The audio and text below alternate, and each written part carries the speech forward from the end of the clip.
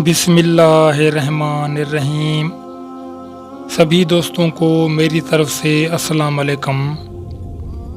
حضرت شیخ ابو سعود احمد بن ابی بکر حریمی رحمۃ اللہ علیہ سے مروی ہے کہ حضور سیدنا غوث اعظم رحمۃ اللہ علیہ نے فرمایا کہ میں 25 سال تک تنہا عراق کے بیابانوں میں پھرتا رہا اور میں لوگوں کو نہ جانتا تھا اور لوگ مجھے نہیں جانتے تھے۔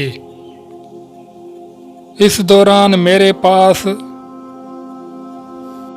رجال الغیب اور جنات تشریف لاتے جنہیں میں طریقت اور وصول علی اللہ کی تعلیم دیتا تھا۔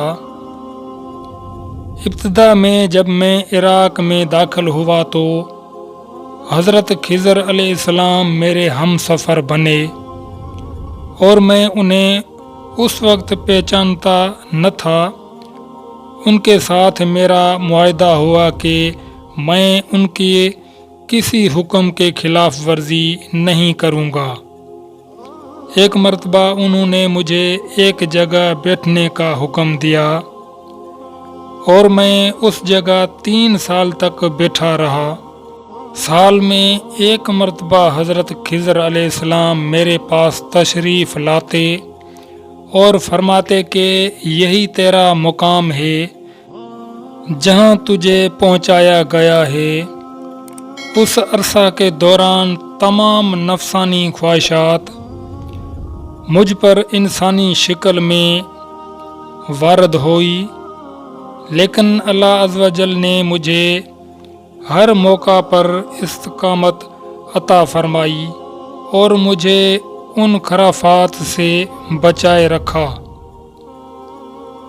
ابتدا میں میرا نفس مجاہدہ کا کوئی طریقہ اختیار کرتا تو میں اس پر قائم ہو جاتا اور کسی چیز کو قبول نہ کرتا تھا۔ ایک طویل مدت تک اپنا گلا گھونٹتے ہوئے میں مدائن کے جنگلوں میں مجاہدات میں مشغول رہا۔ حضور سیدنا غوث اعظم رحمۃ اللہ علیہ فرماتے ہیں کہ اپنی نفس کو مختلف مجاہدوں، ریاضتوں اور مشقوں میں ڈالے رکھا۔ 1 سال تک میں گری ہوئی چیزیں اٹھا کر کھاتا رہا۔ دوسرے سال میں صرف پانی پر گزارا کرتا رہا اور تیسرے سال نہ میں نے کچھ کھایا، نہ پیا اور نہ ہی سویا۔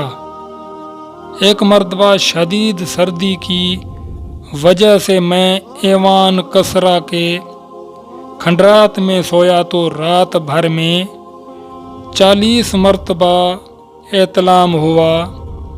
میں نے ہر مرتبہ دریائے دجلہ پر جا کر غسل کیا، پھر نیند کے خوف سے محل کے اوپر ایک ویران جگہ پر چڑھ گیا اور وہاں 2 سال تک قیام کیا، حتیٰ کہ سردی کے سوا کوئی شے کھانے کی مجھے میسر نہ آ سکی۔ حضور سیدنا غوث اعظم رحمۃ اللہ علیہ فرماتے ہیں ہر سال ایک بزرگ آتے اور وہ مجھے اونی جبہ دے کر چلے جاتے تھے۔ اس طرح میں نے بے شمار طریقوں سے دنیا اور نفس سے چھٹکارا پانے کی کوشش کی۔ لوگ مجھے دیوانہ سمجھتے تھے۔ میں برہا جسم جنگلوں میں چلا جاتا اور کانٹوں پر لوٹتا شور مچاتا تھا۔ میرے تمام بدن سے خون جاری ہو جاتا تھا اور لوگ مجھے اٹھا کر شفا خانے لے جاتے، جہاں میری حالت مزید بگڑ جاتی تھی۔ ایک وقت ایسا بھی آیا جب مجھ میں اور مردہ میں کوئی فرق نہ تھا۔ لوگ کفن لے آئے اور غسال کو بلوایا کہ وہ مجھے غسل دے۔ ابھی انہوں نے مجھے غسل دینے کے لیے ایک تختہ پر ڈالا ہی تھا کہ میری حالت درست ہو گئی اور میں اٹھ کھڑا ہوا۔